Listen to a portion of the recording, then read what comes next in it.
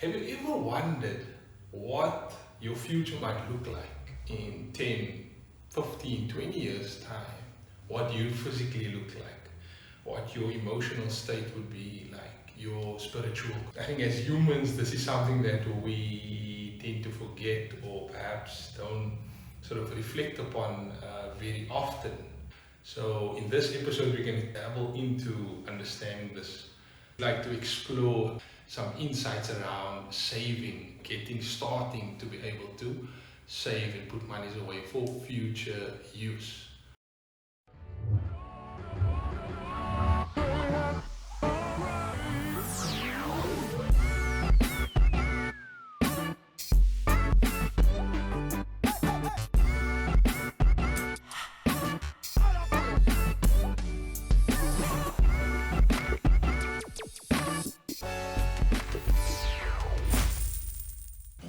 Have you ever envisioned or wondered what your future self would look like in 15, 20 years from now? We look at a famous application that you find on your mobile device called Face app. They launched back in 2017, and it's an app that allows you to take a selfie of yourself and convert that picture to an imaginary older version of yourself, perhaps in your 50s or 60s or 70s, what you potentially look like in your old age. Now, this is really eerie and scary for some people to actually see what they might look like in the future.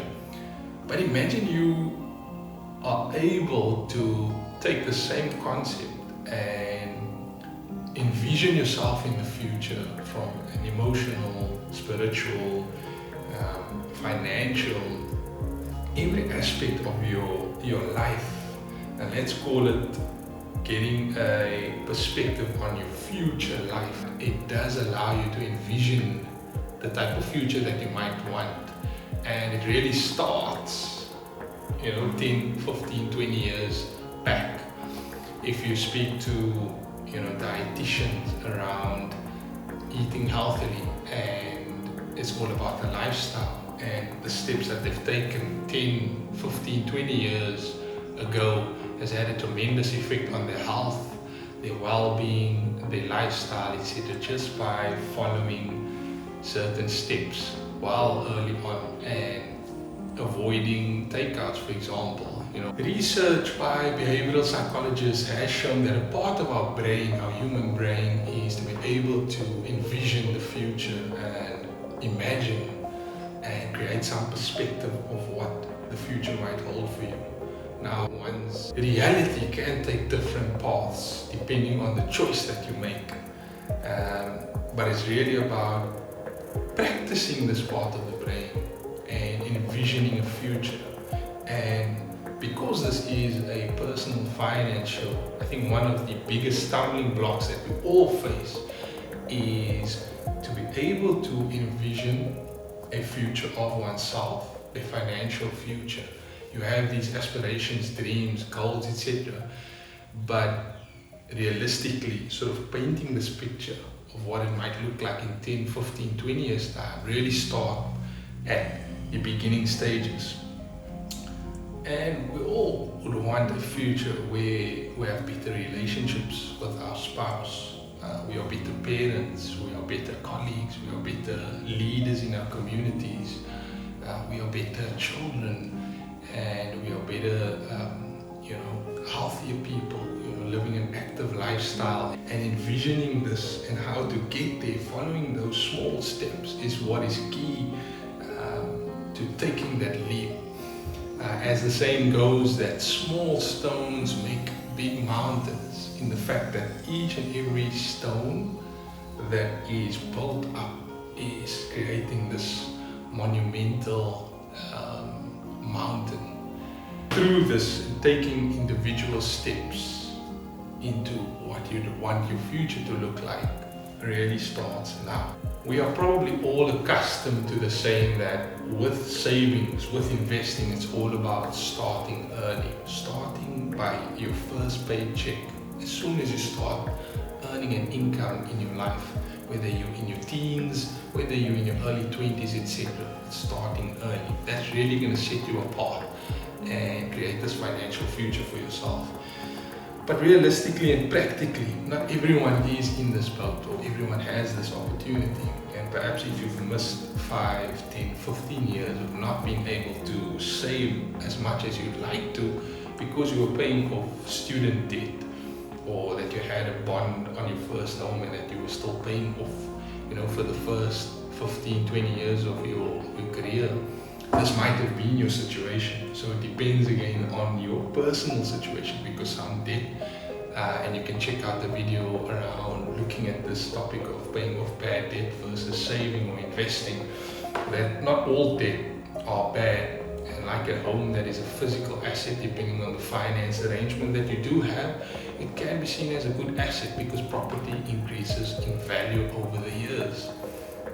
So coming back to the aspect of you not having to save for the past 5, 10, 15 years.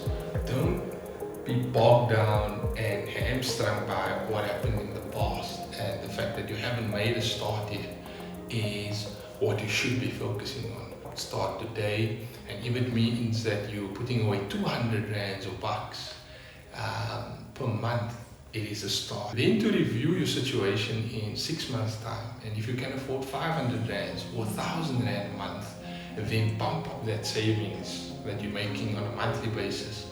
And before you know it, you're probably saving 2, 5, 10,000 rands a month, because what you've done along the way is you've adapted your budget, what you're earning, and the expenses that you have in terms of maintaining your lifestyle, and the other portion, which is putting away money for the future around savings, and then also building up your investment portfolio.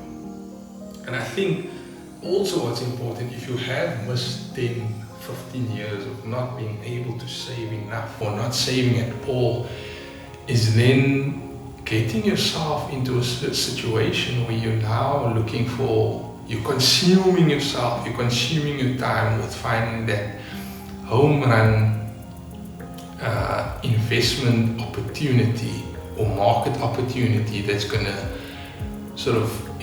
give you financial freedom into the future. And we've seen so many of these in the market, whether it is property syndicates, whether it is stock files, like in South Africa, where people have been scammed out of stock files, whether it is cryptocurrency schemes, speculative investing, which is marketed and punted as the financial freedom path for someone. And when you start consuming yourself with all of this information, it can be misleading, and you lure yourself just into a black hole where you're actually losing money and leading to further financial stress and upset and frustration. I think just from a personal point of view, when I started my career in the investment industry, I worked for a well-known firm, reputable in the South African market. And the founder, when he reflected on the type of investors that parted with their hard-earned money on a monthly basis, whether they've put down lump sum deposits, etc., were normal, average working people. And for them, it was not about speculative investing and finding the next big Apple share or the next big Tesla or Naspers, etc. It was about starting early, having a disciplined approach to investing, and being patient and spending time in the market, not trying to time the market.